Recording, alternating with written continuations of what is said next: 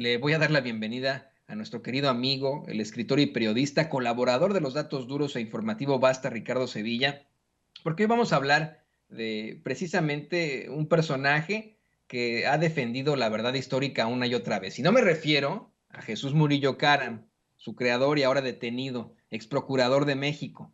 No me refiero a algún funcionario de la administración pasada, del gabinete de Enrique Peña Nieto. Bueno, casi.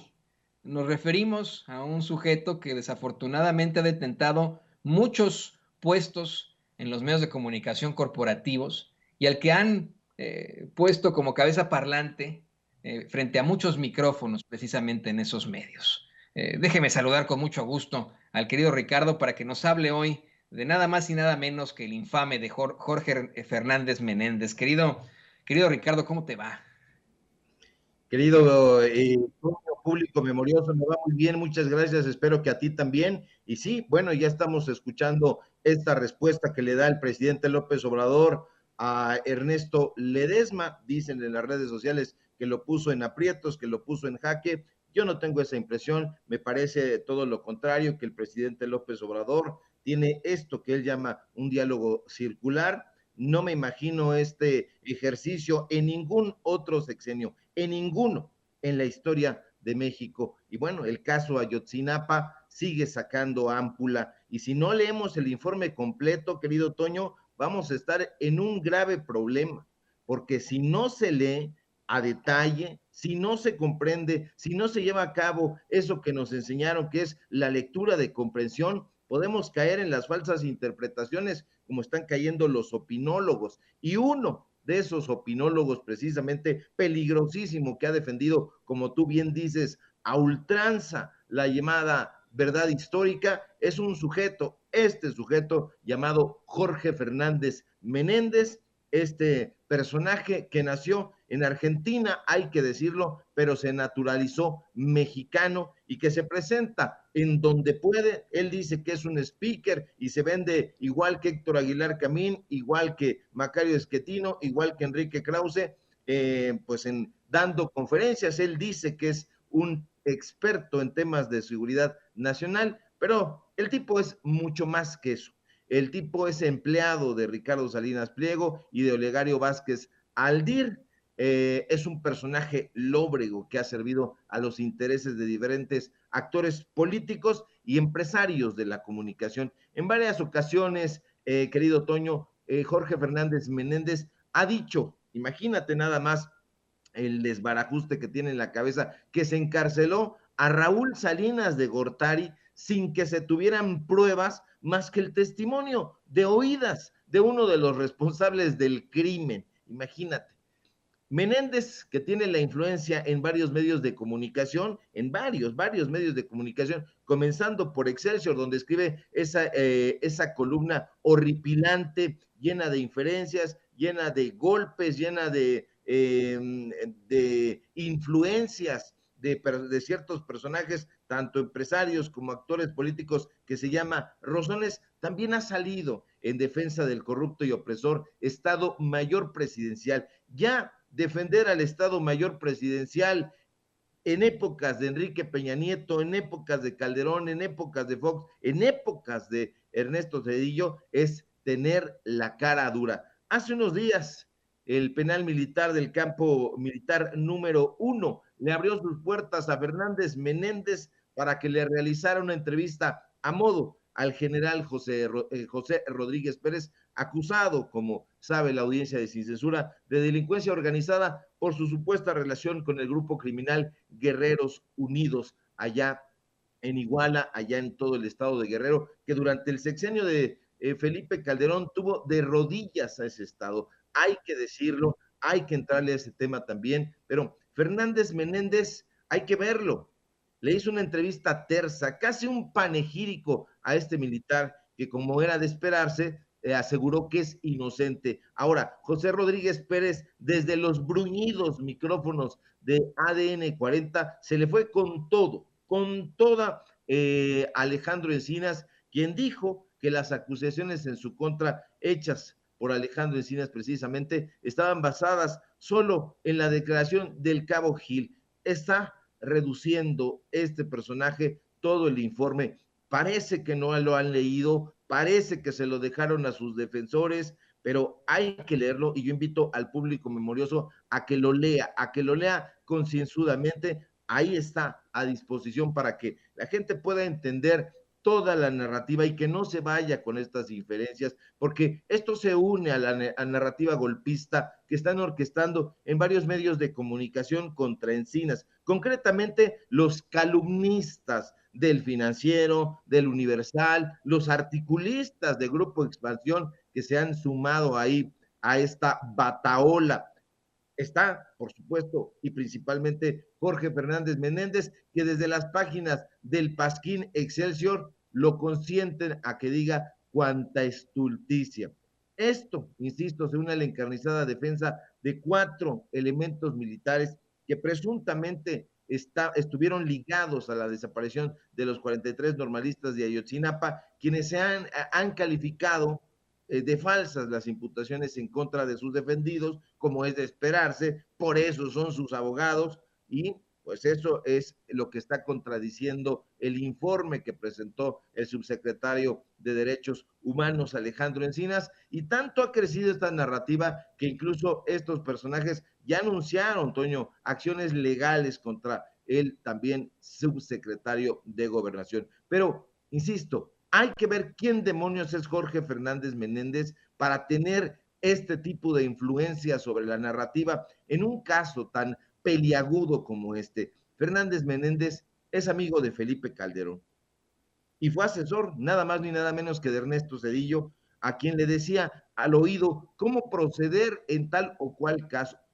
Eso, Toño, público memorioso, no es una inferencia. El mismo Fernández Menéndez lo apuntó hace poco, hace unos días, en una de sus columnas de Excelsior. Aquí lo podemos ver esta imagen donde específicamente dice que Ernesto Zedillo lo mandó llamar, estuvo 2 horas en Los Pinos platicando de lo lindo, diciéndole lo que tenía que hacer Ernesto Zedillo, era su asesor. Fue en compañía de su amigo, así lo declara mi amigo Oronda, orgullosamente Joaquín López Dóriga. Por eso es muy importante que el público memorioso sepa la biografía de estos personajes que solito nos va a dar santo y seña de quiénes son. Este personaje argentino tiene una red de informantes, eso se sabe desde hace mucho tiempo, tiene vínculos con el periodista priista Rafael Cardona, tiene vínculos con el periodista chileno Pablo Iriart, este beligerante anti-López Obradorista, tiene vínculos con el priista Ricardo Alemán y por supuesto esta relación de esposos que tiene con Viviana Belsazo, bueno, pues eso lo hace tener una gran cobertura en medios de comunicación, con Iriart a través del Financiero, antes Iriart precisamente, como hacía en el 1-2, se lo llevó al periódico La Razón, donde lo hizo columnista, allá se quedó, después se fue para Excelsior, pero ahí en La Razón actualmente está escribiendo esta narrativa golpista en contra de la Cuarta Transformación, en contra de López Obrador, a favor de la verdad histórica, Murillo Caramesca, Viviana Belsazo. Entonces hay que tener muy en cuenta cuáles son las biografías de estos personajes, querido Toño, porque eso nos va a dar mucha luz, va a arrojar muchos datos muy interesantes, porque estos personajes no trabajan a favor ni de la información ni de la develación de los hechos tal como ocurrieron, que ese es el requisito sine qua non del periodismo. Trabajan para llenarse los bolsillos, trabajan como voceros de los actores políticos, de algunos militares, hay que decirlo también, y con todas sus letras, de modo que este intercambio que tuvo el presidente López Obrador con el reportero que le preguntó, no me pareció en ningún momento que pusiera en aprietos al titular del Ejecutivo. Me parece que al contrario, revela una gran disposición del presidente López Obrador a responder de frente a todos estos cuestionamientos. Se celebra que haya este tipo de periodistas que le pregunten al presidente de esta manera. Se da este intercambio, hay la posibilidad de que el presidente López Obrador pueda dar respuesta contundente, clara, nítida sobre estos hechos, a diferencia de lo que nos hemos quejado muchas veces, de que hay periodistas que van y se extravían en sus planteamientos, no saben hacer cuestionamientos y bueno, pues no hay esta posibilidad de intercambio. El mismo presidente López Obrador le responde de una manera clara, insisto, nítida y contundente a este reportero. Incluso pues hay la invitación a que se siga el diálogo y eso es lo que forma, querido Toño, la democracia, el intercambio de ideas y vamos a estar muy atentos, pero sobre todo le pido yo a la audiencia de Sin Censura que lea por favor el informe y que por más que lea en Excelsior, en el Reforma, en el Universal, en Milenio, todas estas apreciaciones que se están haciendo, que hace Héctor Aguilar Camín todos los días, que hace Héctor de Mauleón, etcétera, que no se deje engatusar por el falso canto de las sirenas. Todo mundo en esos medios de comunicación, por querer audiencia, le va a estar diciendo que la verdad está de su lado, pero no hay otra que los hechos duros, los datos duros, por eso hablamos siempre de ese tópico, querido Toño. Así es, querido Ricardo, yo honestamente considero que es absolutamente necesario que exista este intercambio crítico, responsable, esa es la palabra, responsable, la crítica constructiva por parte de un periodista. Lo único que yo le podría criticar a Ernesto Ledesma es pues esa egolatría que tiene a veces al considerarse el periodista que México necesita. Y sí, pues necesitamos muchos periodistas como él y ese ataque que a veces tiene en contra de cualquier persona que esté en las redes sociales, los cuestionamientos que ha hecho, la burla hacia los youtubers, por ejemplo, ¿no? Es lo único que a mí pues me llama mucho la atención de alguien que siempre ha luchado en contra de la discriminación, que siempre habla de cómo es que no podemos andar discriminando aquí y allá, que ha estado cerca de nuestras comunidades originarias, que ha luchado por precisamente casos como los que ocurren en las diferencias que existen en Oaxaca, en Chiapas, y por supuesto el caso Ayotzinapa. A mí me parece que lo único en lo que podría confrontarse Ernesto Ledesma es en eso, ¿no? En la egolatría, en esta pues idea de creerse mejor que los demás, pero de ahí en fuera es un excelente periodista y más Ledesma, estoy convencido de eso, querido Ricardo, para que hagan este tipo de cuestionamientos. Quiero insistir hasta el cansancio precisamente en este tipo de personajes y en lo que está ocurriendo en el mundo. Voy a sonar a taravilla, a disco rayado, pero me parece que ha habido pues, un resurgimiento absoluto del fascismo en el mundo. Lo estamos viendo en Italia, en España, por supuesto que hay la intentona en toda Latinoamérica, existe la intentona aquí en Estados Unidos con personajes como Ron DeSantis, el gobernador de la Florida, con Greg Abbott, el gobernador de Texas. Ya estamos hablando no personas de la derecha, sino de una ultraderecha, un conservadurismo duro, un fascismo. Y voy al tema precisamente de Fernández Menéndez. Bien lo mencionabas, este sujeto se pues relaciona con otros personajes muy del estilo, como Pablo Iriart.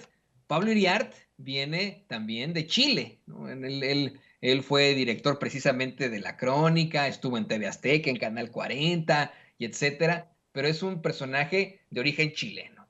Fernández Menéndez es un personaje de origen argentino.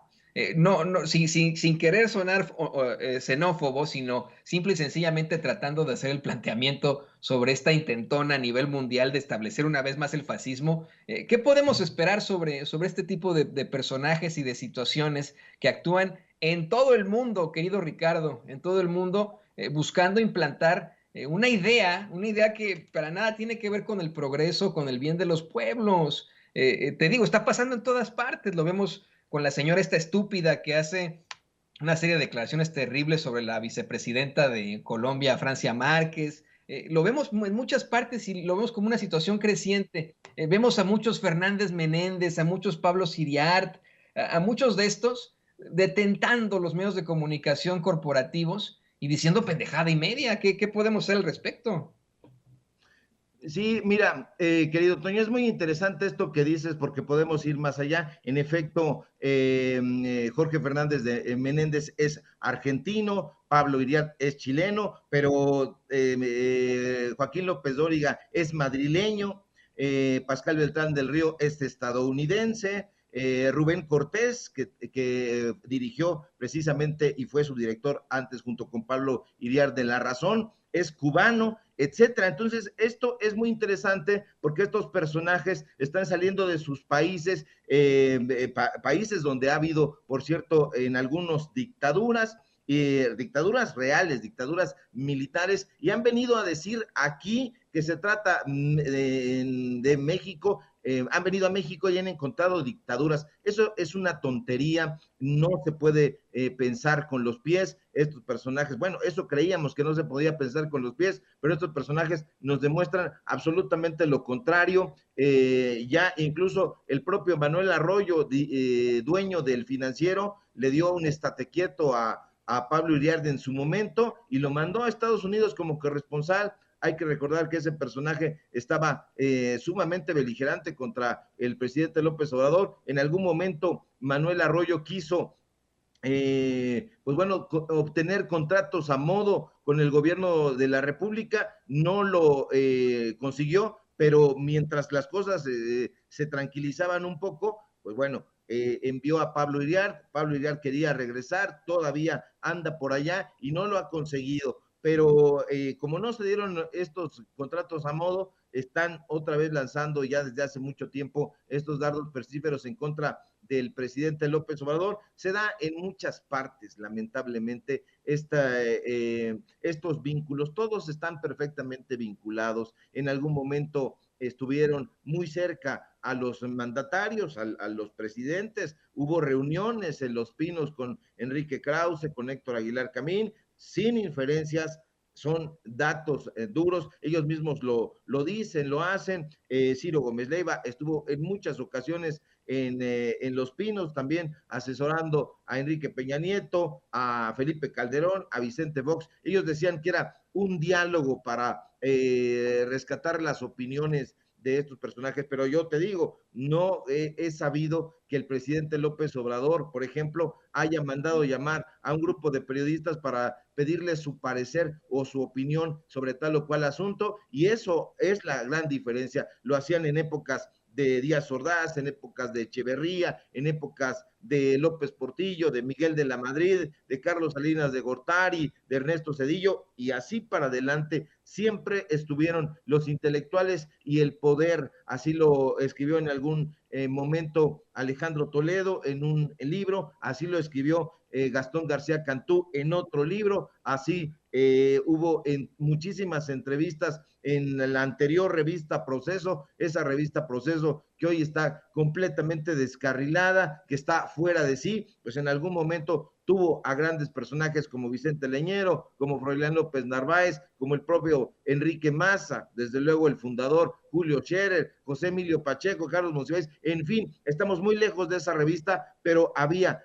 los intelectuales y el poder. Hay que leer a Gabriel Careaga, también es autor de un libro muy interesante que se llama así, Los intelectuales y el poder. Entonces, estos personajes estuvieron pujando por acercarse al presidente López Obrador y convertirse en esos intelectuales de cabecera. No lo consiguieron porque el presidente no necesita intelectuales orgánicos, él mismo lee, él mismo se documenta, es un asaz lector de Lev Tolstoy, de Stephen Zweig, de Ignacio Manuel Altamirano, de Ignacio Ramírez, de las obras de Francisco Zarco, etcétera, y eso nos los ha probado y comprobado. Entonces no necesita intelectuales a modo, y esto es lo que les está doliendo muchísimo, y estos personajes no van a cejar de lanzar sus saetas venenosas, sus dardos emponzoñados en contra de la cuarta transformación. Este personaje del que estábamos hablando, Ernesto Ledesma, no es mi amigo, yo no lo conozco, me lo he encontrado en un par de ocasiones, nos hemos saludado así nada más, pero sí, coincido contigo, el centro de la noticia, de la información, no debe ser ningún periodista, esto hay que dejarlo a un lado, la egolatría, el narcisismo y querer montarse y neciar y querer tener siempre la razón, eso no es propio de un periodista. El periodista debe dejar hablar a los hechos, debe dejar de lado el protagonismo, y esa sería también mi crítica, una crítica que haces y a la que me uno, querido Toño. Ah, te escucho con mucha fuerza, querido Ricardo. No, sí, no, yo nunca quise, nunca dije yo que tú fueras amigo o no. Lo hago este tipo de planteos porque así somos en el medio, ¿no? En todo caso, en el gremio estamos siempre pensando en ese tipo de circunstancias y abiertamente se lo decimos a los compañeros periodistas. Oye, en mi opinión, creo que esto es lo que está pasando. Creo que hay arrogancia, creo que hay egolatría. Estás haciendo un excelente trabajo, pero todo ese trabajo se puede ir a la chingada por la egolatría, por la arrogancia, por creerte mejor que los demás, cuando, como bien menciona Ricardo, uno como periodista no puede ser el centro de la atención. Fíjate, Ricardo, me da mucha risa cuando los trolls me dicen, ¿a ti tú quién eres? ¿A ti te conozco? Que no sé, que nunca había leído tus cosas. Pues sí, qué bueno. Ese es el chiste de los periodistas, que no nos conozcan. Cuando eres famoso, entonces hay problemas, hay cuestionamientos. Yo creo que a esos periodistas, a los que no conocen, a los que no nos conocen, pues es fantástico, ¿no? Cumplimos con nuestra labor. Y Ricardo, ya para cerrar, sobre las declaraciones devastadoras del presidente López Obrador hoy, acerca de aquellos que, aunque son minoría, pues comparten esa visión racista, clasista y hasta violenta, como el señor del cuchillo, así le llama el presidente a Daniel Tabe, padre del alcalde de la Miguel Hidalgo, Mauricio Tabe, a quien dijo, pues no conocía ni a su hijo, pero que al ver la cuenta de Twitter de Daniel Tabe se dio cuenta de ese pensamiento horrendo que tiene, de esa situación terrible. Mira, puso una serie de tweets de este sujeto, como uno que decía, no falta mucho para que a López se le ocurra un aumento de emergencia al salario mínimo. Cuando suceda, México se irá 20 años atrás, ¿no? Por ejemplo. O López O, un Bolívar en chiquito, situación que hasta le dio gusto al presidente López Obrador al considerar a Simón Bolívar un gigante, ¿no? Obviamente. O los ricos y los pobres y clase media pagaremos con devaluación las payasadas e incompetencia del presidente y su camarilla de saqueadores. O bien, el Tren Maya, la bomba que detonará literalmente, será la consecuencia de una guerra iniciada por un psicópata vestido de humanista a favor de su propaganda. Yo, que cada vez que mencionaba esto, pues estaba muerto de la risa, precisamente al escuchar a un psicópata hablando de psicópatas. ¿Cómo se atreve un psicópata que sale con un cuchillo a amenazar a unos inspectores que a uno se lo pone en el cuello, a hablar de otros como psicópatas? Pero creo que es lo que engloba precisamente el pensamiento de estos que están ahí en las filas de la ultraderecha mexicana, esos que se la pasan gritando esas que se la pasan gritando en el Senado, que confrontan a periodistas y senadores y que, como bien decía ayer Antares Vázquez, pues se sentaron en el cadáver de una niña, por ejemplo, ¿no?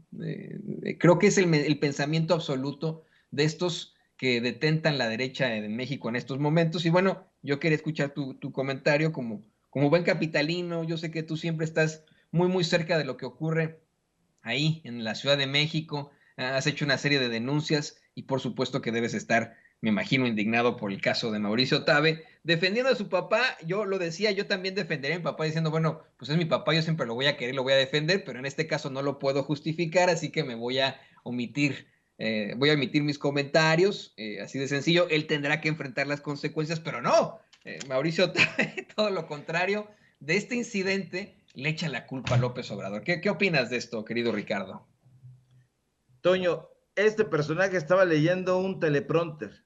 Se ve perfectamente. Daniel Tabe estaba leyendo un teleprompter. Esto es muy fácil de imaginar. Mauricio Tabe, que está vinculado al cártel inmobiliario junto con Jorge Romero, Mario Palacios, Christian von Roerich, le habría llamado por teléfono y le habría aconsejado dar esta declaración. Es una declaración a todas luces falsa, no sentida. Yo diría que es más que un incidente, querido Toño, es un intento de homicidio. Así le puso el cuchillo a este empleado del gobierno de la Ciudad de México, a este verificador, un cuchillo cebollero a la altura del cuello, de la garganta, lo agarra, lo sujeta entre el cuello y el rostro, y bueno, pues no hay posibilidad alguna de que nosotros creamos que esto se debió a que estaba enojado el señor. Imagínate, este personaje no es mayor que muchas personas de esa edad, muy centradas. Hay que pensar que alguien como Carlos Monsiváis tenía las ideas muy bien estructuradas, jamás hubiera permitido una cosa semejante, no lo hubiera hecho tampoco Carlos Fuentes, no lo hubiera hecho mucha gente, no lo hubiera hecho Enrique Semo, en fin, la edad no es excusa para ser un estúpido o ser un hombre brillante, una persona brillante, hombre, mujer, pero en el caso de este sujeto, pues estaba muy enojado porque no se pudo salir con la suya, fueron a colocarle los sellos de suspensión de actividades, y esto era una acción legal, absolutamente legal, porque de acuerdo con el documento del registro público de la propiedad, se expuso que había anomalías en esa taquería valga la redundancia, de tacos árabes, que estaban abriendo precisamente pues con muchísimo empuje de parte de Mauricio Tabe. No es como él dijo, es que es mi negocio, un negocito que tengo, y me dio mucho coraje y mucho sentimiento, y por eso me arrepiento de esto. No, no, no, no. Esta es la sexta taquería en la Ciudad de México, todas las tiene al sur, salvo esta. Entonces es otra más de la creciente franquicia que está teniendo Doneraki, me parece que se llama la taquería. Pero yo pienso lo peor de todos estos personajes que siempre han sido clasistas, que siempre han sido racistas y que siempre han mirado para abajo a la población, a los empleados que van y los amedrentan. Si no hubiera habido teléfono celular de por medio, ¿qué hubiera ocurrido? Los empleados salen corriendo, huyendo prácticamente de este loco que se ha ganado a pulso cada uno de los memes que le han dedicado, y esto habla de cuerpo entero, cómo necesitan, yo creo, una terapia psiquiátrica, y lo digo en serio, querido Toño, hay que ver a Lili Telles, a Kenia López Rabadán, al Saco de Pus, a todos los panistas, cómo tienen un comportamiento francamente desequilibrado. Entonces yo les recomendaría que fueran ahí al sur, ya que están por allá y les gusta vivir por ahí, que vayan al Fray Bernardino a pedir una consulta psiquiátrica. Los servicios son gratuitos y no van a tener absolutamente nada que pagar, como les gusta no pagar nada y sacar siempre ventaja. Y mira, nada más, con celular en mano, ahí está Lili Telles provocando a Vicente Serrano, ahí está Kenia López Rabadán increpando al secretario de Gobernación. Ahí están todos estos personajes que se retratan de cuerpo entero, son sujetos beligerantes, están muy nerviosos y muy enojados porque saben que no les va a alcanzar, querido Toño, público memorioso, para reconquistar la presidencia de la República y seguir metiéndose toda cantidad de dinero, y seguramente tampoco les alcanzará para la Ciudad de México. Entonces están enojados, están frustrados y, cómo no, han perdido todos estos privilegios que tenían. Pues qué miedo, Ricardo, la verdad, ¿eh? Yo te lo voy a decir con toda honestidad a ti y al público consentidor. La verdad es que a mí me preocupa nuestras realidades, ¿no? La tuya, la de Vicente, la mía, la de Meme Yamel, la de Renata Turrent, en estos momentos la del doctor Isaac de Paz, de Jaime Hernández, que están ya en línea conectados con nosotros. Me preocupan nuestras realidades como periodistas críticos o como activistas, que damos la cara, que lo decimos con nombre y apellido, y que pues llegue cualquier Daniel Tabe ahí o cualquier pelón Gomis a cuestionarnos, teniendo este tipo de pensamientos, es verdaderamente preocupante, pero ¿sabes qué? Por mucho que me preocupe, seguiremos hablando de esto, seguiremos alzando la voz y no nos quedaremos callados, y pues muy pronto te estaré invitando a unos tacos árabes, mi querido Ricardo. Te agradezco por esta intervención aquí en Sin Censura. Por favor, compártenos tus redes sociales. Claro que sí, querido Toño, pues mientras no sea en el restaurante de Mauricio Tabe, nos comemos estos tacos árabes con muchísimo gusto. Síganme, por favor, en Twitter, @Sevilla Crítico, en Facebook, Ricardo Sevilla, así nada más. Síganme los datos duros. Hoy tenemos informativo en punto de las 8:30. El Ricardo Sevilla, los datos duros. Síganme en el diario Basta, donde escribo una columna todos los días. Síganme, por favor, en Paralelo 24, este portal donde estamos